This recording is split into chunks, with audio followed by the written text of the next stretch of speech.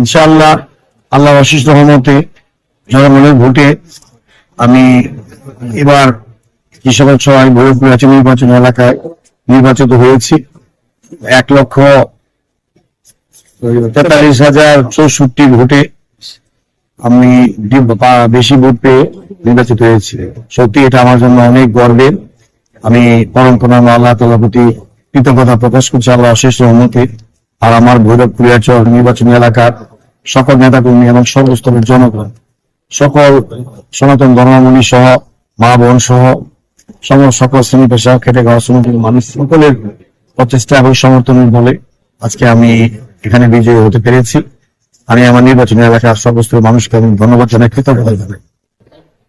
আসলে দীর্ঘদিনের কাঙ্ক্ষিত এরকম একটি নির্বাচন মানুষের ছিল, যার ফলশ্রুতিতে আমরা 17 বছর সংগ্রাম করে আন্দোলন করে অনেক রক্ত অনেক চড়া মূল্য দিয়ে আমরা এই ভোটের অধিকার ফিরিয়ে এনেছি।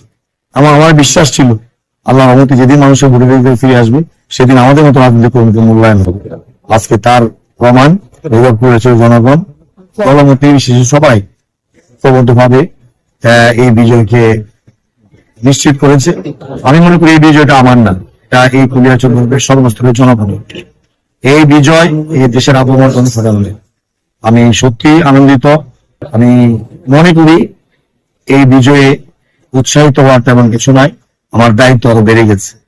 কিভাবে এই এলাকার মানুষের উন্নয়নে আমি কাজ করব, যে কথাগুলো যে কমিটমেন্ট গুলো আমি মানুষের কাছে করেছি, মানুষের প্রত্যাশা আমার প্রতি, আমার কাছে, আমার দলের কাছে, আমার নেতা তারেক রহমান সামনে বলেছেন,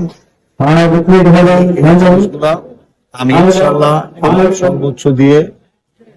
সর্বোচ্চ দিয়ে আমি চেষ্টা করব এই কথাগুলো বাস্তবায়ন করার। তাই আমি আমার নির্বাচনী এলাকার সকল মানুষকে আবারও আমি কৃতজ্ঞতা জানাই, ধন্যবাদ জানাই, যারা যেভাবে আমাকে পাশ করিয়েছে, বিজয় নিশ্চিত করেছে। আমিও যেন তাদের জন্য সেভাবে কাজ করতে পারি, তাদের সহযোগিতা কামনা করি।